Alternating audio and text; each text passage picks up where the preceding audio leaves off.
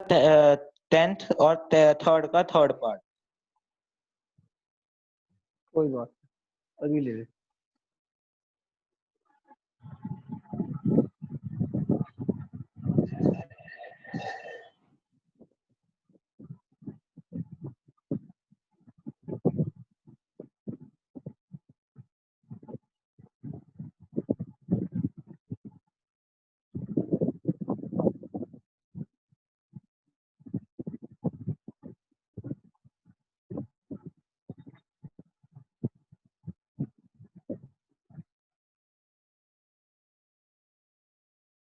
हमारा first question हो गया था, सेकंड हमने करना है। पहले सेकंड क्वेश्चन डिस्कस कर लेते हैं किसने कैसे करना है।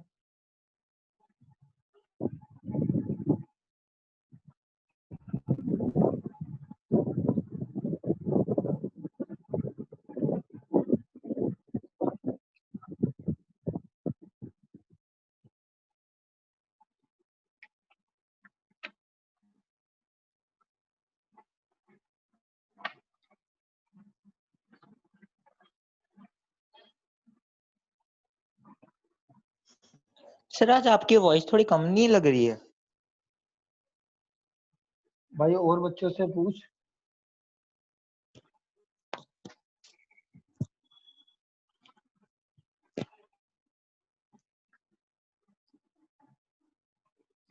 भाई कम आ रही है क्या आवाज मेरी? No sir.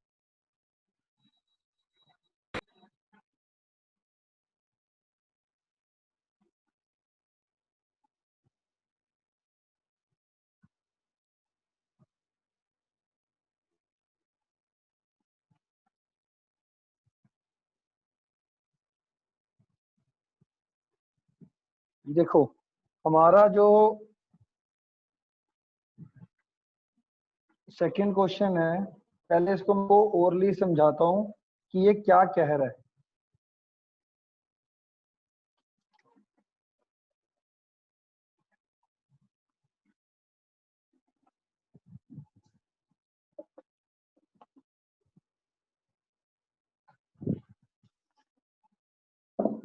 इसमें कह रहा है हमारा जो गिवन वर्ड है, given question number 2, given word है हमारा इक्वेशन।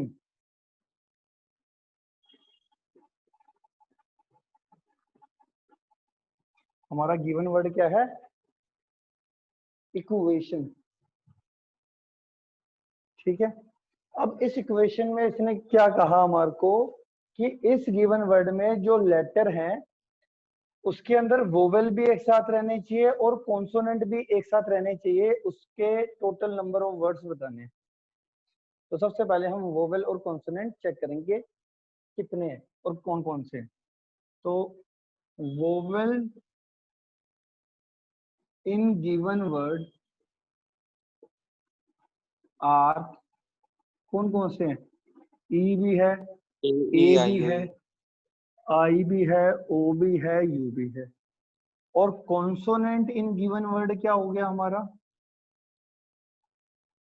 वर्ड कितना हो गया? क्यूब, क्यू है, टी है और एन है। तो हमारे वोवेल एक साथ रहने चाहिए, कॉन्सोनेंट एक साथ रहने चाहिए। तो आप क्या करोगे, देखो अगर वोवेल एक साथ रहने चाहिए, आप वोवेल को एक ब्लॉक में डाल देते हो। ठीक है, तो इसको मैं एक ब्लॉक मान के इसको एक लेटर मान लेता हूँ, एग्जांपल के तौर पे दिखा रहा हूँ, जैसे ई ए ओ यू। और कॉन्सोनेंट को भी एक साथ रहना है, तो इसको भी एक ब्लॉक मान लोगे और इसको भी एक ब्लॉक मान लोगे। टोटल इसको भी एक ब्लॉक मान लिया, इसको भी एक ब्लॉक मान लिया, तो वोवेल्स ने भी एक साथ रहना है और कॉन्सोनेंट ने भी एक साथ रहना है। तो टोटल लेटर कितने हो गए? अगर मैं इसको एक लेटर मानूं, इसको एक लेटर मानूं, तो टोटल कितने हो गए? 2 लेटर हो गए फिलहाल के लिए। तो 2 लेटर की अगर मैं परमोटेशन करूं तो क्या होता है? 2p2। ठीक है, ये आ गया 2p2। तो ये हो गए कि हाँ जी, ये 2 लेटर 2 ब्लॉक आपस में जो शफल कर सकते हैं वो किस वजह से कर सकते हैं? 2p2 से। टोटल 2 लेटर हैं और एट ए टाइम 2 ही लेटर का यूज करना है, तो 2p2। फिर आ जाओ जी इस पर, भाई इसके अंदर कितने अब ब्लॉक के अंदर भी शफलिंग हो सकती है। इस ब्लॉक के अंदर देखो जो लेटर्स हैं इनकी भी आपस में क्या हो सकती है, शफलिंग हो सकती है। तो ये कितना आ जाएगा, 3 और 2 5, 5 लेटर हैं और पांचों डिफरेंट हैं। तो इसकी शफलिंग किससे हो जाएगी, 5p5, और इसकी शफलिंग किसकी से हो जाएगी, 3p3। तो आंसर कितना आ जाएगा मेरे according, 2p2 into 5p5 into 3p3। Sir 1440 आ रहा है। ठीक है, तो अब इसको थोड़ा सा एक्सप्लेन अपने हिसाब से अब कर लेना कि हाँ भाई, total shuffling of block is equals to 2p2 and vowels block in vowels are shuffling by 5p5 and consonant shuffling in second block is 3p3. So by fundamental principle of counting, total by fundamental principle of counting क्या आ जाएगा, total number of words in which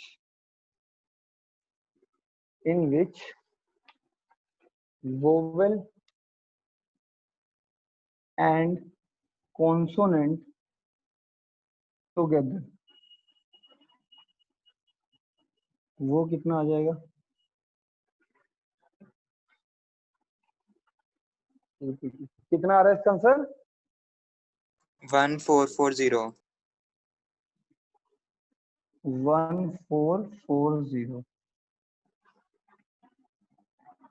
भाई कोई ऐसा बच्चा जिसको ये चीज नहीं समझ में आई तो पूछ सकते हो कि सर समझ नहीं है।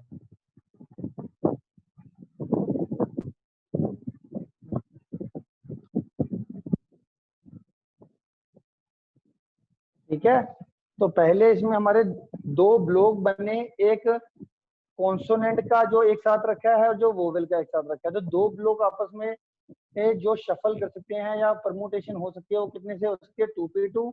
फिर जो हमारा वोवेल वाला ब्लॉक है उसके अंदर जो वोवेल शफल्ड करेंगे आपस में वो कितने वेज से कर सकते हैं, 5p5, 5 वोवेल्स हैं। और जो कॉन्सोनेंट वाला ब्लॉक है उसमें कॉन्सोनेंट कितने वेज से अरेंज हो सकते हैं, 3p3। मल्टीप्लाई करके तीनों काम करने हैं, दोनों ब्लॉक भी शफल करने हैं, आपस में वोवेल्स भी शफल कर सकते हैं, आपस में कंसोनेंट भी शफल कर सकते हैं। तो टोटल नंबर ऑफ वर्ड्स ये वाले बनेंगे। क्या कहते हो, डन।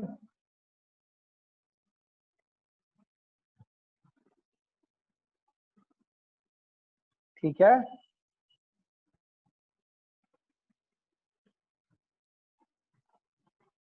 थर्ड क्वेश्चन करा आपने,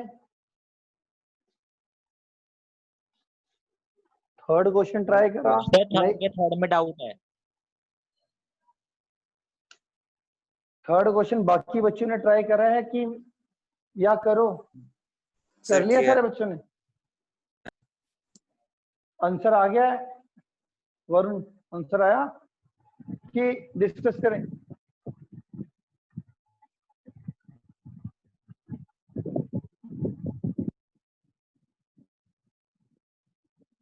आंसर आ गया वरुण बेटा तुम्हारा,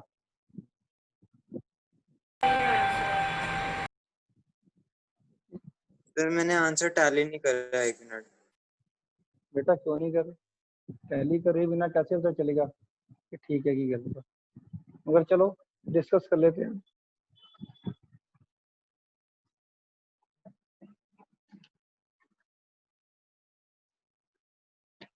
पढ़ो क्वेश्चन, थर्ड क्वेश्चन पढ़ो।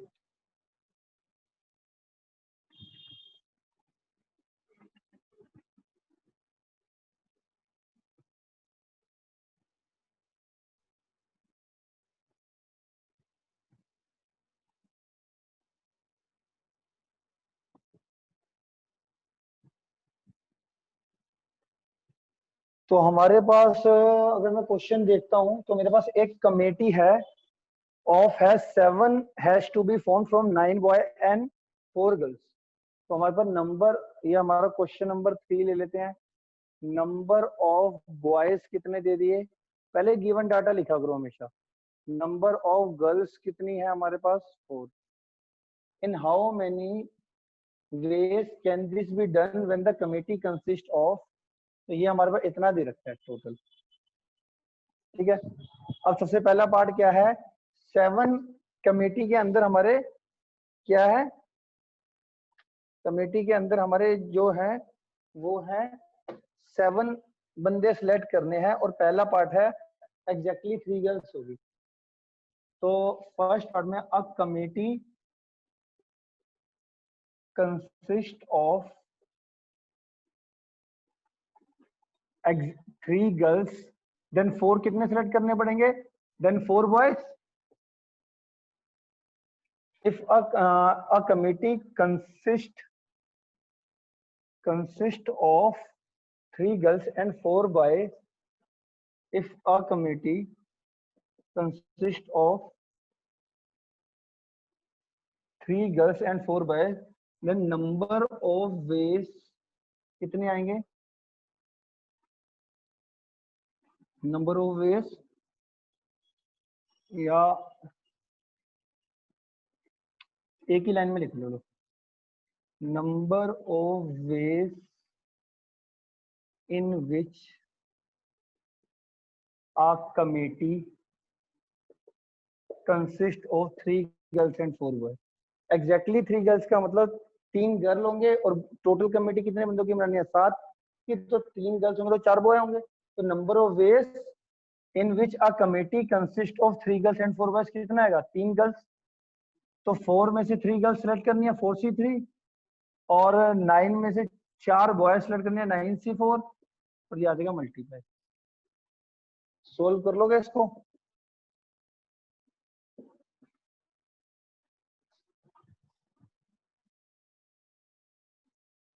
ठीक है। अगला, एटलीस्ट 3 गर्ल्स, एटलीस्ट 3 गर्ल्स में बताओ क्या है। अगला सेकंड पार्ट है एटलीस्ट 3 गर्ल्स। तो इसमें क्या, एटलीस्ट 3 गर्ल्स में क्या बनेगा, व्हेन, तो इसमें 2 केस हो सकते हैं, number of ways of selecting at least 3 girls. 3 girls select कर रहे हैं अगर हम, तो 3 गर्ल्स सिलेक्ट करने में क्या होगा, एटलीस्ट बोल रहा है एटलीस्ट 3 गर्ल्स, तो एटलीस्ट 3 गर्ल्स में मिनिमम 3 गर्ल, तो या 3 या 3 से ज्यादा कितनी हो सकती है 4। तो 3 गर्ल की तो आपने ये ऊपर निकाली थी, कितनी थी 4C3 इंटू 9C4, या फिर अगर 4 गर्ल सिलेक्ट होगी तो 4C4 इंटू 9C3।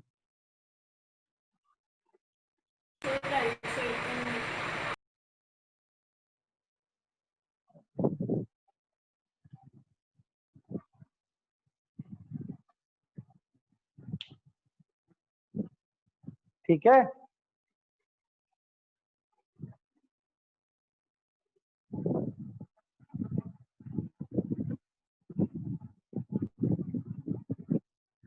अगला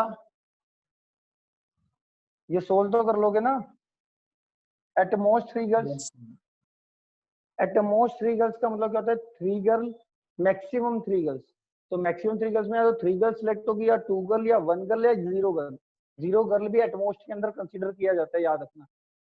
तो थर्ड पार्ट के अंदर क्या आएगा, number of ways of selecting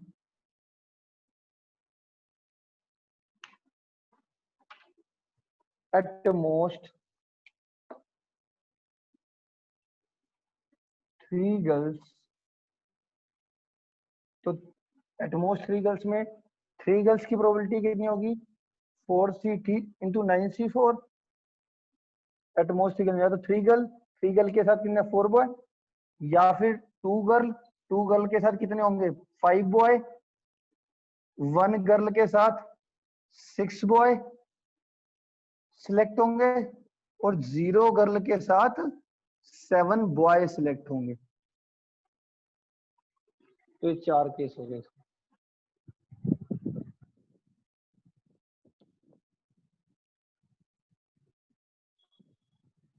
sir book में ना क्या 9C2 लिखा हुआ है आखिरी वाले केस के लिए? कितना? 9C2, वही मुझे बात समझ नहीं आई थी उनकी भी। तो छोड़ ना, तो जो मैं ये कह रहा हूँ इसको सोल्व कर ले बस। बुक वाले क्या कह रहे हैं मेरे को क्या लेने। ओके सर, मैंने रीचेक किया तब देख रहा था ना मैं। ये लिखा तूने जो मैंने करा है? हाँ सर लिख लिया। नहीं, ये तूने किया था ऐसे जैसे मैंने ये करके दिखाया था? हाँ सर ऐसे ही किया था मैंने, तो अलग अलग पार्ट्स में किया था बेशक। आंसर सेम आना चाहिए ना। हाँ तो तेरा आंसर अलग कैसे आ रहा था? सर नहीं, मैंने ना आंसर निकालने से पहले देखा था कि मैं सही कर रहा हूँ ना, तो सर वहां पर ना कुछ और लिखा हुआ था। मुझे पता था कि मैं ठीक कर रहा हूँ, पर मैंने फिर आपसे पूछना था।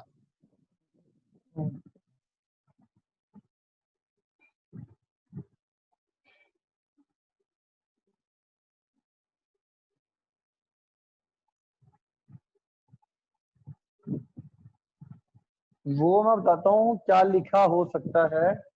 तुम्हारे को पता है ना एक प्रॉपर्टी होती है कॉम्बिनेशन की। मैं समझ गया तू 9C2 क्या बोल रहा है। प्रॉपर्टी समझ ले, तो एक प्रॉपर्टी बताता हूँ। एक ना प्रॉपर्टी होती है, वो कहीं कहीं पे यूज होती रहती है। वो देख लो, ये लिख लिया ना सारे बच्चों ने? कर दूं रब ये? Yes sir. Yes sir. एक ना प्रॉपर्टी होती है, वो क्या होती है? अगर मैं तुम्हें कहूँ 100, पहले फॉर्मूला देख लो। ये NCR is equal to NCN minus R की प्रॉपर्टी होती है। ये जो अर्पण क्वेश्चन पूछ रहा है, ये उसका आंसर देने वाला हूं मैं। अब अगर मान लो n की वैल्यू यहाँ पर क्या है 9 और r की वैल्यू है 7 एग्जांपल के तौर पे, तो वो किसके बराबर होगा? NCN minus 7। 9 माइनस 7 कितना हो जाएगा? 2। तो NC7 को आप NC2 लिख सकते हो। मतलब NC7 की वैल्यू और NC2 की वैल्यू सेम आती है। ये एक कॉम्बिनेशन की प्रॉपर्टी है कि अब मान लो तुम्हारे को 100C98 निकालना है, तो 100C 100 माइनस 98 102 आ जाएगा ना। तो इसकी वैल्यू निकालो और इसकी वैल्यू निकालो, सेम आती है।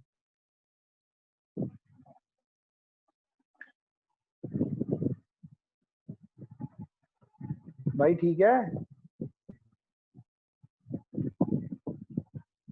ये एक थ्योरम है कॉम्बिनेशन की।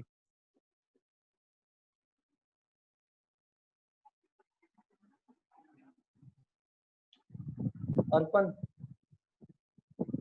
यस सर ठीक है।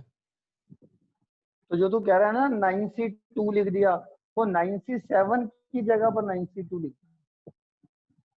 जब जीरो गर्ल सेलेक्ट होगी ना, तो जब जीरो गर्ल सेलेक्ट होगी और कमेटी 7 बंदों की बनानी होगी, तो 9C7 आएगा। बट 9C7 9C2 के बराबर होता है, तो उन्होंने 9C2 लिख दिया होगा डायरेक्ट। तो वो तेरे को समझ नहीं आया होगा। Okay sir.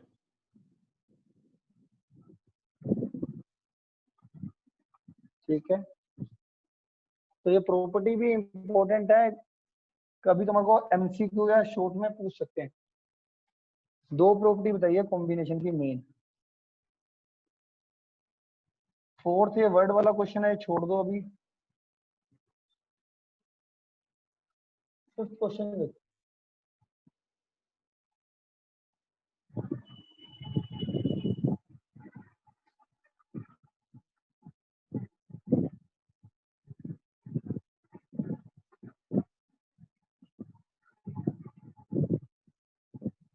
फिफ्थ क्वेश्चन क्या कह रहा है? How many 6 digit number can be form from the digit 0 1 3 5 7 9 which are divisible by 10 if no digit is repeated?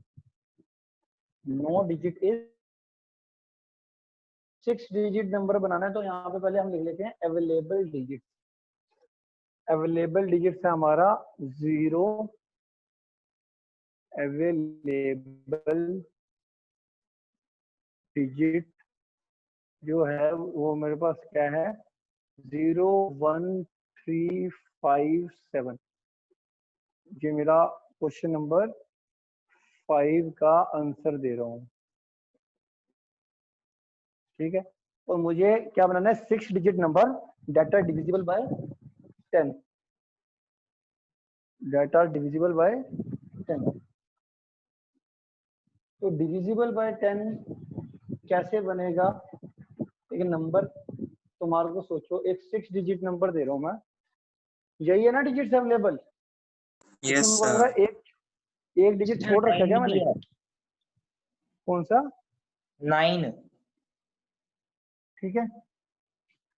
अब इस बात का ध्यान रखो कि अगर तुम्हारे को 10 से डिविजिबल नंबर चाहिए तो आपके यूनिट प्लेस पे क्या होना चाहिए? 0. 0 और 5 1 नहीं 2 0। 3 4 5 6। तो यूनिट प्लेस पे हमेशा 0 को तो कर दो फिक्स। अगर आपको क्या चाहिए, 10 से डिविजिबल नंबर चाहिए, डिजिट कोई सा भी रिपीट नहीं होना चाहिए। तो बहुत आसान है ये तो आप क्या करो, 0 को तो कर दो फिक्स यहाँ पर, ठीक है। तो बच्चे कितने डिजिट? 1 2 3 4 5, और प्लेस कितने बच्चे? 1 2 3 4 5, 5 पे 5 तुम्हारा आंसर आ जाएगा। क्या कहते हो? अगर तो हमारे को फिक्स क्या करना है, अगर नंबर आपको डिविजिबल बाय 10 चाहिए तो यूनिट प्लेस पे आपको 0 को फिक्स करना है। तो 0 को अगर मैं यूनिट प्लेस पे फिक्स करता हूँ तो मेरे पास बच्चे कितने डिजिट? 5, और मुझे भरने भी कितने हैं? 5 बच्चे, 5 ही प्लेस बचे ना। 1 2 3 4 5 प्लेसेस, और ये 1 2 3 4 5 डिजिट। तो 5 डिजिट और एट ए टाइम 5 ही डिजिट का यूज करना है विदाउट रेपिटेशन। तो आपका क्या लगता है फॉर्मूला? 5 पे 5। तो इफ, थोड़ा सी लैंग्वेज लिख दिया करो, if a number divisible by 10 then 0 must be in unit place, therefore remaining 5 places, तो सीधे लिख दो, therefore 6 digit number divisible by 10 is equals to 5p5, मतलब 5 फैक्टोरियल 120।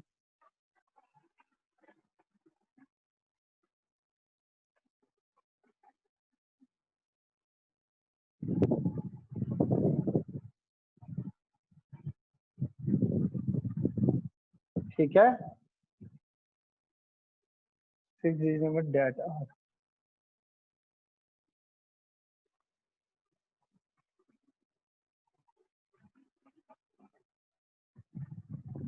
क्या कहते हो? ठीक है,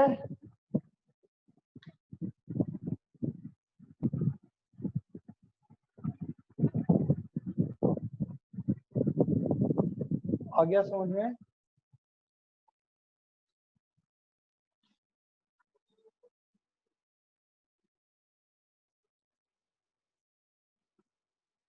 सिक्स क्वेश्चन हो गया? 6 क्वेश्चन आपसे 6. हो गया कि नहीं हुआ? नहीं हुआ।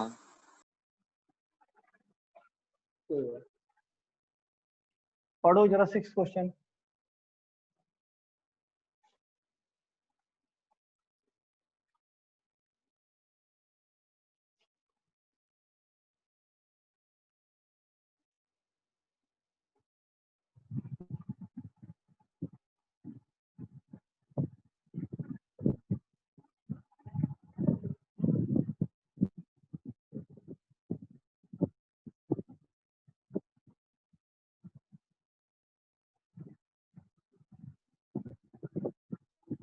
सिक्स क्वेश्चन देखो।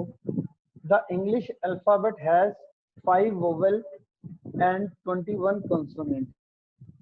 How many words with 2 different vowel and 2 different consonant can be formed from the alphabet? ये बताओ कौन सा क्वेश्चन की तरह है? फर्स्ट क्वेश्चन की तरह है। 5 वोवेल और 21 कंसोनेंट में आंसर से पहले आप 21 से तो आए। इसका आना चाहिए, मैं बताता हूँ आपको, 2 different vowel and 2 different consonant ना, तो आपका आएगा इसमें आएगा आपका 5C2 into 21C2 into 4P4। Sir 4P4 क्यों किया? 4P4 यार वर्ड्स बनाओगे ना, 2 वोवेल और 2 कंसोनेंट से जब वर्ड्स बनेंगे तो वर्ड्स में तो परमुटेशन लगेगी ना। नहीं समझ में आया? समझ गया। कोई ऐसा बच्चा जिसको ये चीज नहीं समझ में आई, आंसर समझ में आ गया तो समझ भी आ गया वो किस तरीके से करा मैंने। पहले सेलेक्ट करा तो कॉम्बिनेशन लगा, 5 वोवेल में से 2 वोवेल सिलेक्ट करने, ठीक है। तो इसने क्या रखा है, 5 वोवेल है, 2 वोवेल सिलेक्ट करने, सेलेक्ट में कॉम्बिनेशन। 21 कॉन्सोनेंट है, इसमें से भी 2 कॉन्सोनेंट सिलेक्ट करने हैं, तो सिलेक्ट हो गए इतने वेज से, इतने वेज से 2 वोवेल और 2 कॉन्सोनेंट के कॉम्बिनेशन इतने सारे मिलेंगे हमारे को। अब एक कॉम्बिनेशन में अगर आप देखो 2 वोवेल और 2 कॉन्सोनेंट में 4 हमारे को लेटर मिल गए, 4 लेटर में 2 वोवेल 2 कॉन्सोनेंट है, वो भी डिफरेंट है, मतलब चारों ये डिफरेंट है, तो उनकी परमुटेशन कितनी होगी, 4 लेटर चारों डिफरेंट है, तो 4P4। तो एक कॉम्बिनेशन में जो टोटल नंबर ऑफ वर्ड्स बनेंगे, एक 2 कॉन्सोनेंट और 2 वोवेल से वो इतने वर्ड बनेंगे, तो टोटल कितने कॉम्बिनेशन थे ये, तो इससे इसको मल्टीप्लाई कर दो, तो ये आ जाएगा मेरे पास total number of words using 2 vowel and 2 consonant out of 24 consonant and 5 vowel by, ऊपर ले देना जब भी मल्टीप्लाई करते हो, by fundamental principle of counting.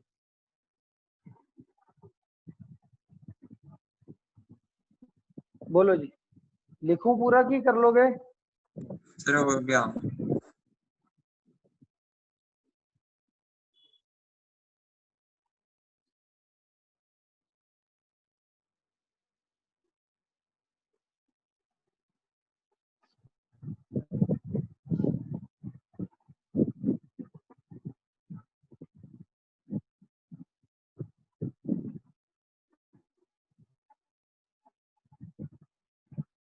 अगला कौन सा क्वेश्चन, अगला है हमारा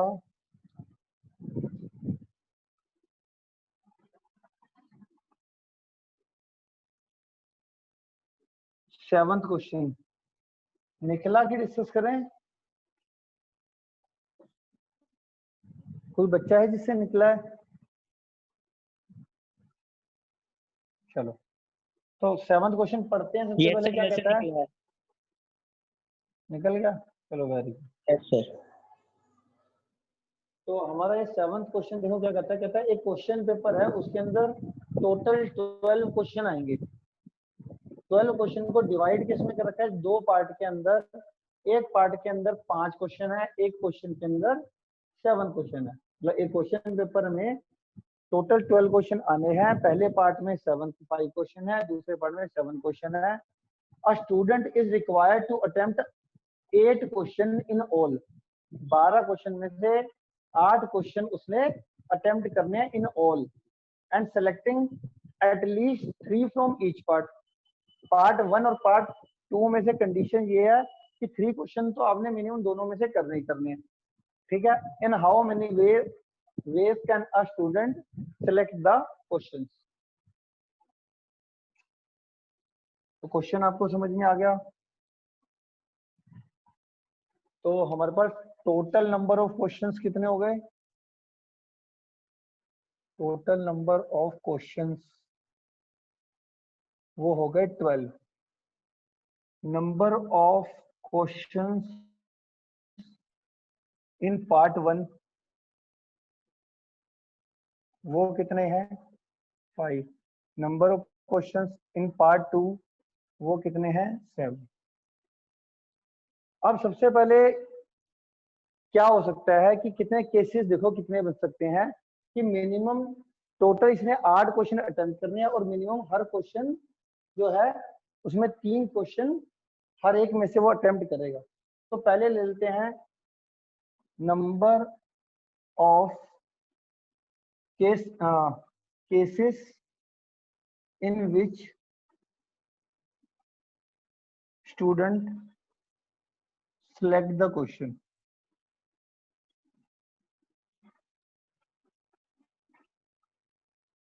वो किस केस में? केस 1 क्या आता है हमारा कि 3 question in part 1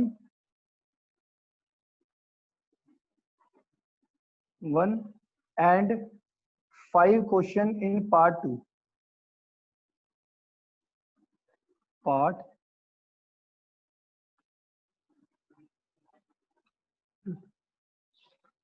3 question in part 1, 5 question in part 2। ठीक है, पहला केस 3 क्वेश्चन तो मिनिमम करने ही है ना।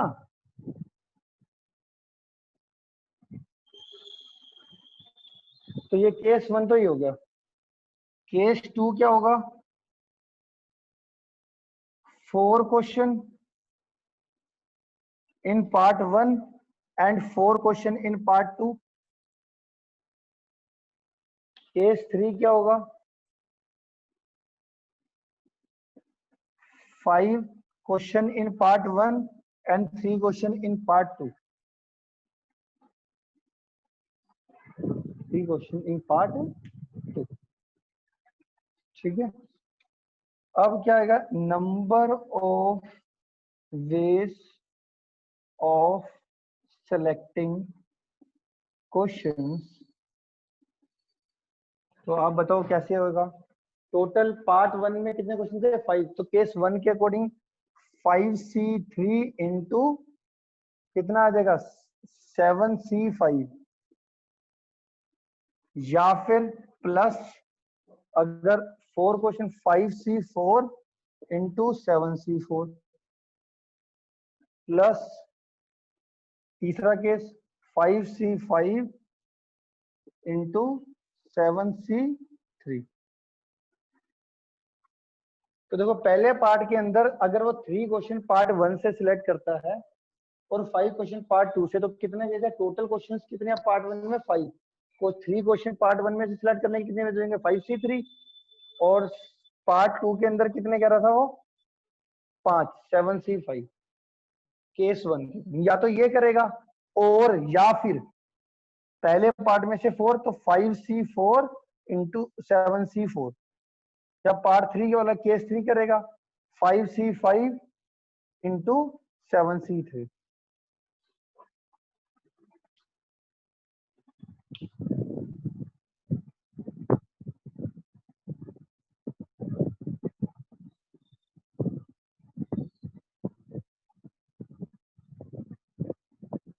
बोलो जी।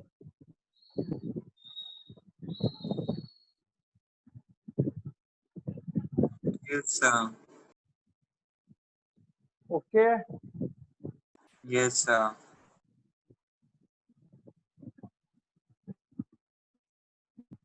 किसी बच्चे को कोई चीज नहीं समझ में आई तो पूछ लो। क्लास में कोई ऐसा बच्चा जिसको कोई क्वेश्चन नहीं समझ में आया, ये था हमारा एनसीईआरटी का क्वेश्चन नंबर 7।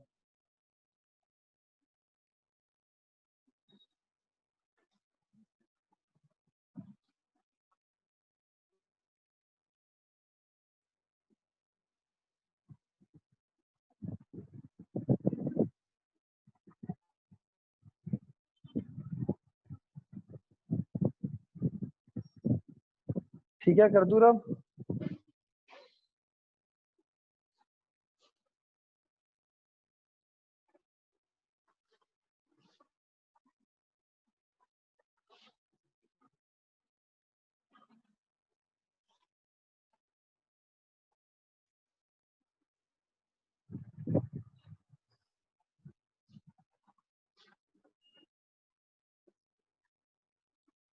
एट क्वेश्चन तो कर ही लोगे आप कि नहीं?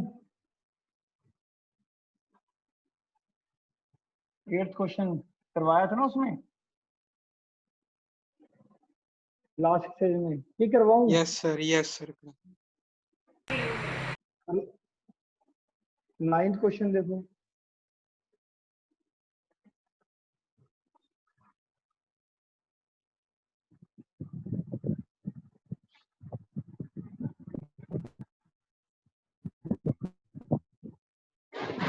कोई भी चीज नहीं समझ में आती, साथ के साथ पूछना है।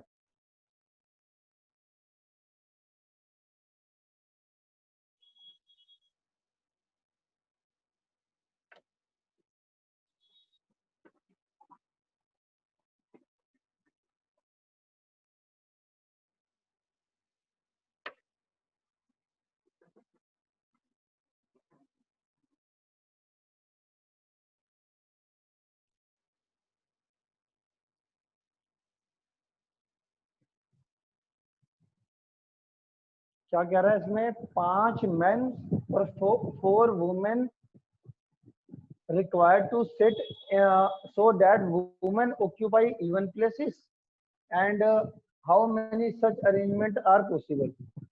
तो वुमेन ऑक्यूपाई करेगी, रो वाइज बैठना है, रो में बैठना है, और वुमेन ऑक्यूपाई करेगी इवन प्लेस।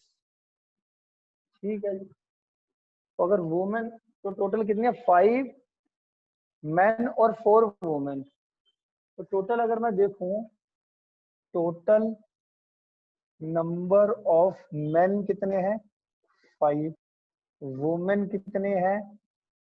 4। अब सोचो, ऐसा करते हैं कि हम ना रो में 9 सीटें बना देते हैं। 9 है ना टोटल, जैसे 1 2 3 4 5 6 7 8 9, नंबरिंग भी कर देते हैं 1 2 3 4 5 6। ठीक है।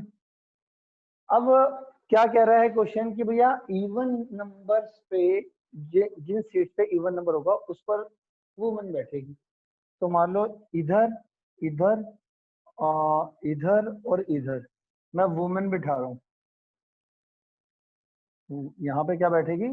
वुमेन। तो 4 सीटें 4 वुमेन, कितने वेस? 4p4। बची हुई अब ओड प्लेसेस कितनी है? 1 2 3 4 5।